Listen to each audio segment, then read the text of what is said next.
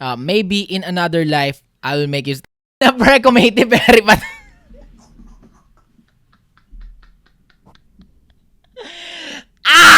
Yo, na-appreciate ko naman na nagsusulat kayo ng mensahe para sa akin mga pre, na ako yung pinagkakatiwalaan yung tao na posibleng may masabing okay tungkol sa mga sitwasyon nyo sa buhay. Gaya na tong email natin mga pre. Ang sabi sa atin dito, kasal ako pero mahal ko iba. Na-appreciate ko na yung deepest, darkest thoughts mo sa akin mo ipinagkatiwala, pero gusto ko lang sabihin na next time i-try nyo naman yung best nyo na ayusin lang yung pagtatype kahit onte kasi ang pangit pakinggan hindi na nga maganda pakinggan nakasal ka na nga tapos may mahal ka pang ibang tao. Ang pangit niya papakinggan bilang sentence, kasal ako pero mahal ko iba.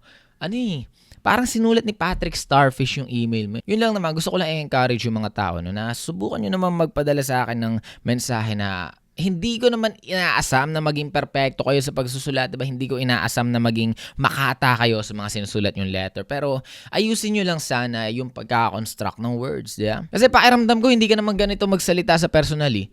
TPC, kasal ako pero mahal ko iba. Pag kinausap mo ako sa personal tapos ganyan ka mag-construct ng sentence, sa totoo lang, hindi kita seryosohin pre. Pero gagawin ko yung best ko na intindihin na lang tong letter na meron tayo ngayong umaga mga pre. At habang binabasa ko siya, susubukan ko na i-correct yung mga pangit niyang sentence kasi hindi talaga maganda Gaya dito, ang sabi sa atin dito, ako si Lily at 30 years old at kasal may isang anak. Anong klaseng sentence yung pre? Kaya susubukan ko na lang ayusin habang binabasa ko siya. Simulan na natin mga pre. Kasal ako pero mahal ko ay iba. Nilagyan ko na ng I. Hello TPC, sabi sa atin dito. Hindi ko alam kung paano uumpisahan itong kwento ko pero siguro pakilala muna ako. Ako si Lily, 30 years old. Kasal na at may isang anak. Kasal ako pero may mahal akong iba.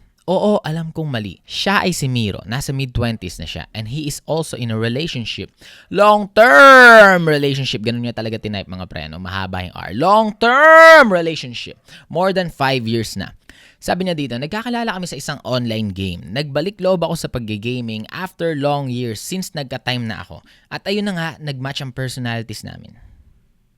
Paano nangyari yun? Paano nangyari yan sa online game? Anong klaseng online game ba yung nilalaro nyo? Kasi ako, experience ko sa online game mga pre, lalo na yung run online. Wala akong pake sa personality ng iba. Hindi ako humahantong sa punto kung saan makikilala ko yung personality ng ibang tao. Kasi trip ko lang maglaro, trip ko lang magpalakas ng karakter. O kaya naman nung time na nagmo-Mobile Legends ako, ang tanging personality lang na lumalabas sa akin ay yung katoxican. At trip ko lang noon manalo. So hindi siguro ako prone sa pangangabit pag naglaro ako online o siguro magkaiba lang tayo ng mga nilalarong games. Tuloy natin mga pre. Sabi niya, ayun na nga, nag-match ang personalities namin and nung nag-send ako ng photos ko, crush na pala ako. Yak. Ilang taon ka na? 30 years old? Crush? Alright. Crush na pala ako. Siya yung nag-introduce sa akin sa'yo, tipis. Oh my God, dinamay niyo pa ako sa mga puno ng inang buhay niyo. Sabay kami manood ng movies sa Netflix. K-drama, anime, horror, basta pareho kami ng gusto. Then ayun, nagka-chika-chika hanggang sa naging kami na pala. Oh my God, kasal ka, pre.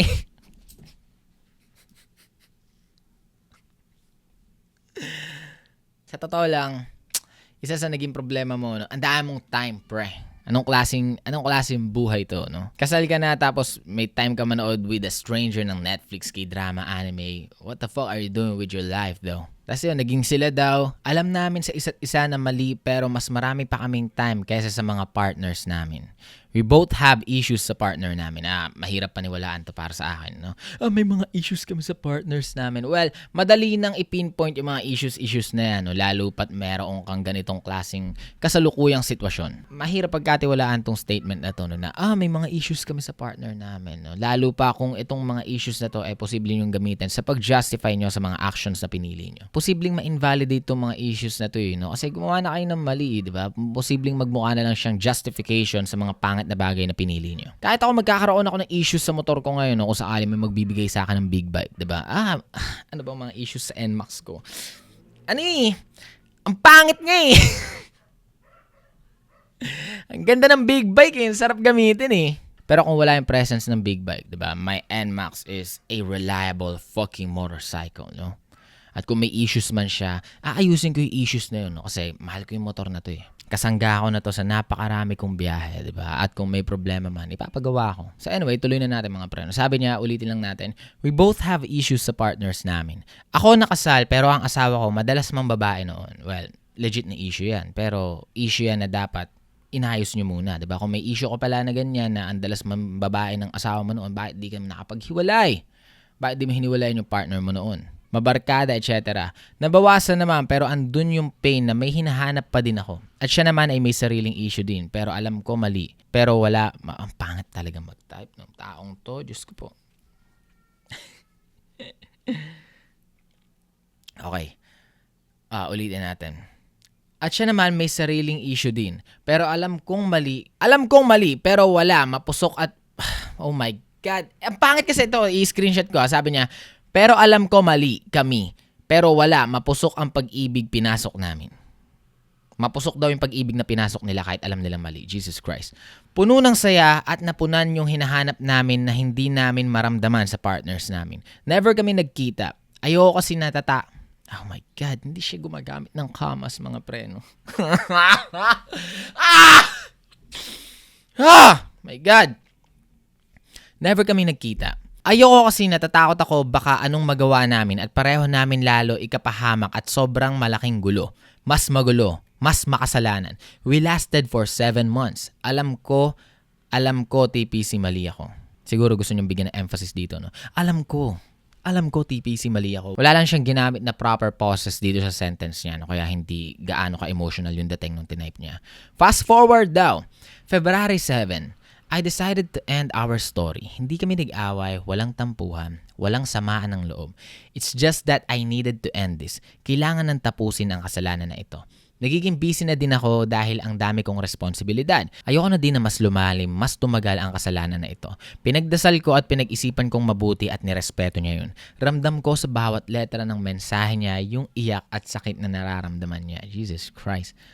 Ayoko masaktan siya. And worse, ayoko mawala yung girlfriend niya kasi alam ko naman mahal niya yun. Hindi ako ang tamang tao. Nasa maling panahon kami. Wala kayo sa maling panahon, mga preno. Nasa maling choices lang kayo sa buhay, diba? Kung may issues pala kayo sa partner nyo, bakit hindi nyo na lang i-end sa kanyo i-pursue tong bagay na to? Although hindi siya ganun kadali, no? Kasi along the way, habang ginagawa nyo tong prosesong to, most likely magmukha kayong pieces of shit, diba? Pero yun yung mga kailangan nyo i-embrace, diba? Kung gusto nyo i-pursue itong bagay na to, kailangan nyo aminin sa sarili nyo na, yo, we're pieces of shit, no?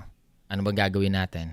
Do we go on with our lives o i-embrace natin na pieces of shit tayo, then let's go try and be happy together, di ba? Kaysa mamuhay sa kasinungalingan kasama yung partner natin, no? Continuing the shit na hindi natin matakasan. TPC, alam ko mababash ako pero sana mapatawad niyo ako, lalo na ng mga partners namin. Ayoko magmalinis pero hindi ko pinagsisihan na nakilala ko siya. Alam kong mali ito pero sana naihabol ko maging tama. Huwag ka na magalit sa akin, TPC. Well, tapos na. Hindi naman ako galit sa'yo. Sa totoo lang, wala akong emotional connection sa kahit na anong nag-i-email sa akin, mga preno. Mas madalas pa akong magalit sa paano mag-type yung ibang tao kaysa sa kung ano yung mga ginawa nila base sa sinasabi nila sa email. Mas masakit pala maghiwalay ng walang mali pero yun ang tama. Hinugutan mo pa ako. Buisit ka. Para sa'yo, love, oh my God. Nag-message pa siya, pre. Diba? Gagamitin niya pa yung platform ko para magpadala ng mensahe dito sa kanyang online kabit, no? Para sa'yo, love ko. Basahin ko ba? Diba? Sige, basahin na natin. Para sa'yo, love ko. Maraming salamat sa lahat ng saya na naibigay mo. Ikaw ang una at huli kong kasalanan ng ganito. Ba't ginagamit niyo ako, puta na guys?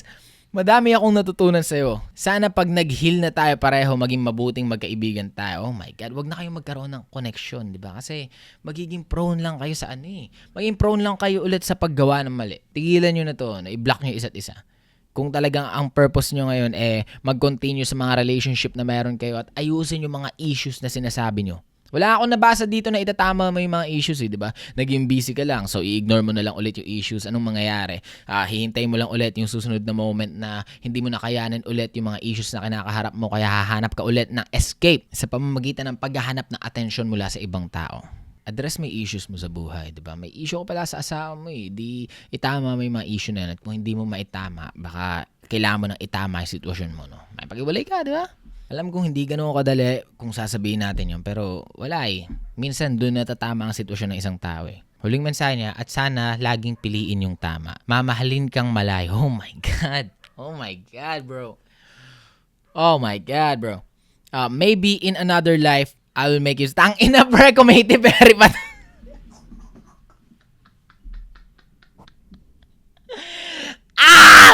I will be your forever, Lily.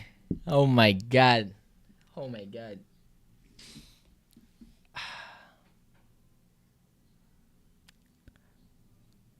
Na- I, I,